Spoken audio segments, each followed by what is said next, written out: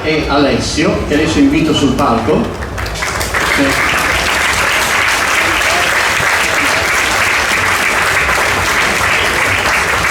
Ci tengo a sottolineare questo a dimostrazione della fruibilità della musica, che sono due insegnanti di pianoforte, quindi diplomati in pianoforte, e voi li vedete con due fisarmoniche. Cosa vuol dire? Vuol dire che il musicista poi nella vita si innamora di mille altre cose, in questo caso della fisarmonica, ma poteva essere una tromba, un sassofono, una chitarra. Il bello della musica è proprio questo, che non ha confini e non si ferma e va avanti, progredisce. Ragazzi, come siete? Pronti? Pronti?